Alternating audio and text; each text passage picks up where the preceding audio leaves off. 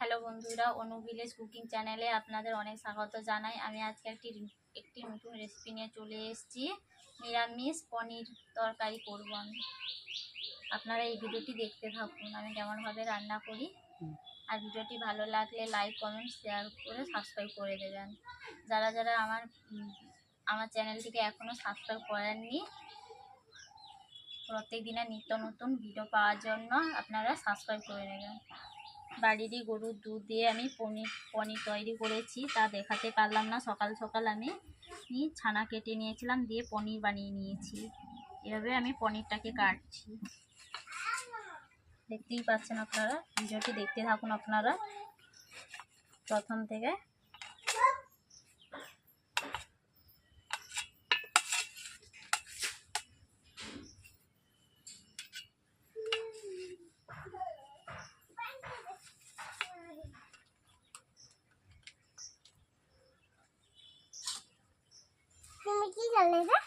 আমি কি করছি তুমি দেখতে পাচ্ছ না বন্ধুরা? এইভাবে আমি পনিরগুলোকে কেটে নিচ্ছি।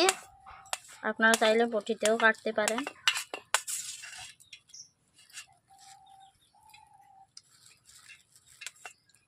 বন্ধুরা দেখতেই পাচ্ছেন আমি আলুগুলো নিয়েছি। আলুগুলোকে প্রথমে ছাড়িয়ে নিচ্ছি, দিয়ে ডুমো ডুমো করে কেটে নেব।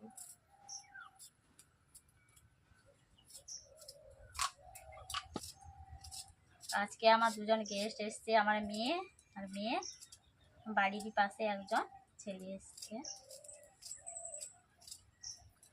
আর মেয়েরই বয়সী তাই বংশ। আমি আলুগুলোকে এভাবে কেটে এরপর আমি কেটে নেব আলুগুলোকে। এরপর বটি দিয়ে আলুগুলোকে আমি কেটে নিচ্ছি।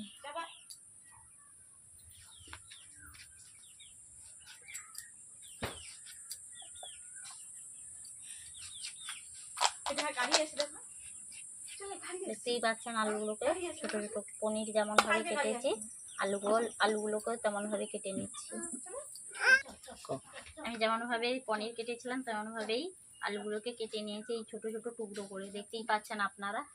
এরপর আমি উনুন জ্বালিয়ে নিচ্ছি। বন্ধুরা দেখতে পাচ্ছেন আমি উনুন ধরিয়ে নিয়েছি, কড়াই বসিয়ে দিয়েছি। কড়াই গরম হয়ে গেছে, আমি তেল দিয়ে দিচ্ছি ওতে।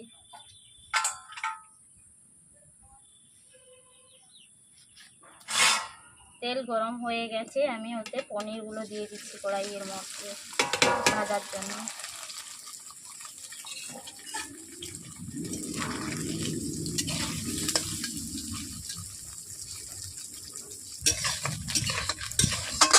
বন্ধুরা দেখতেই পাচ্ছেন আমি পনিরগুলো কেমনভাবে নেড়ে নিচ্ছি।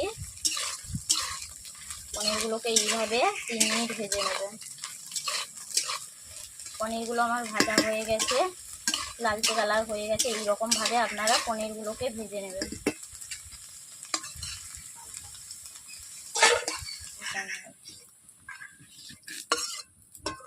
ওতে আলু দিয়ে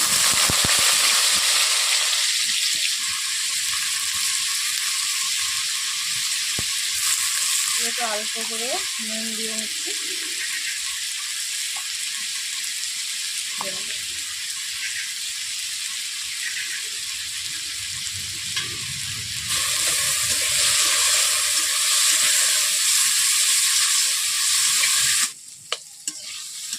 আলুগুলোকে আমি এইরকম করে আমি 5 মিনিট ভেজে নিচ্ছি।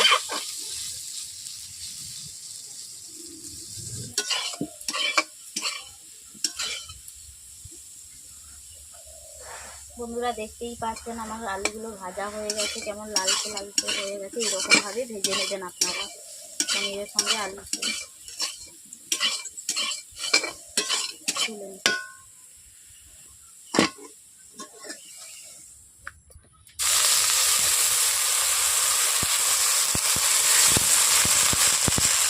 পনিরের মধ্যে আমি পাউডার দুধ, গুঁড়ো দুধ গুলিয়ে জলের মধ্যে গুলিয়ে আমি পনিরের মধ্যে ঢেলে দেবো। ভাজা পনিরের মধ্যে জল গরম হয়ে গেছে, আমি পনিরের মধ্যে ঢেলে দিচ্ছি।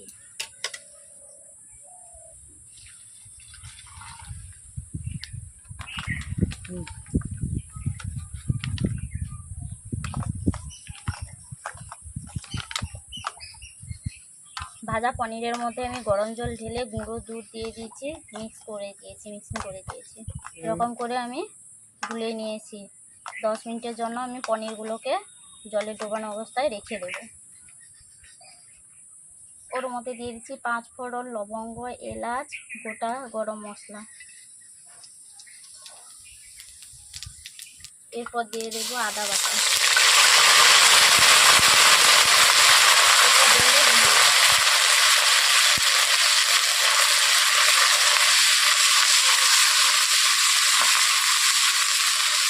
এরপর দিয়ে দিচ্ছি লঙ্কা গুঁড়ো অল্প পরিমাণে। এরপর দিয়ে দিচ্ছি ধনে গুঁড়ো। এরপর দিয়ে দিচ্ছি জিরে গুঁড়ো,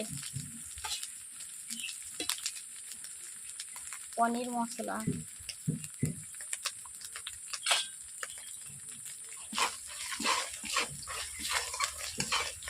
কড়াইতে বসে আছে তার জন্য আমি অল্প করে জল দিয়ে দিচ্ছি।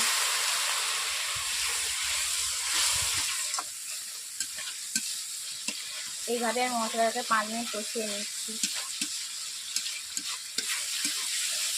এরপর দিয়ে দিচ্ছি আলু দিয়ে এইভাবে আমি 2 মিনিট কষিয়ে নেব। এরপর কাজু পোস্ত বাটা, একসঙ্গে আমি কাজু পোস্ত বেটে রেখেছিলাম, এগুলো দিয়ে দিচ্ছি।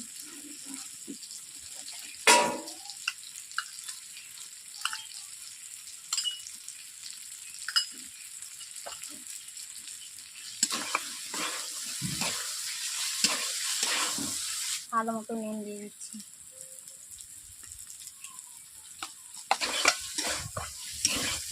আমার আলুগুলো কষানো হয়ে গেছে। অল্প করে হালকা করে আমি জল দিয়ে দিচ্ছি,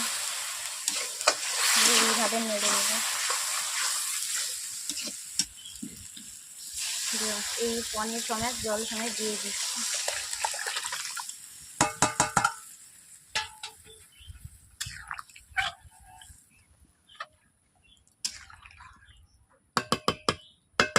পাচ্ছেন পনিরগুলো আমি হাতে তুলে নিচ্ছি, জলে ডুবানো অবস্থায় ছিল। দেখতে পাচ্ছেন কতটা নরম হয়ে গেছে, হাতে টিপে দেখি। 20 মিনিট ফুটিয়ে নেব পনিরগুলোকে।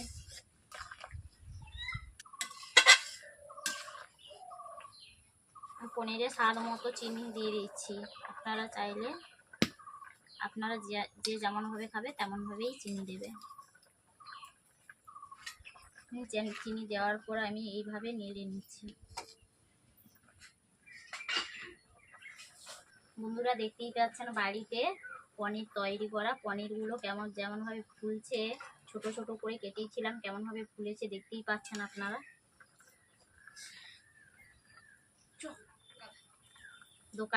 দোকান থেকে কিনে নিয়ে এলে পনিরগুলো এত ফোলে না। পিওর দুধের পনির, কোনো ভেজাল দেওয়া নেই। আপনারা চাইলে বাড়িতে তৈরি করে এইভাবে রান্না করে খাবেন। কীভাবে বানাতে আপনাদের দেখিয়ে দিয়েছি, আপনারা বানিয়ে খাবেন। কার কেমন হলো আমার কমেন্ট করে জানিয়ে দেবেন আপনারা। এরপর আমি গরম মশলা দিয়ে দিচ্ছি।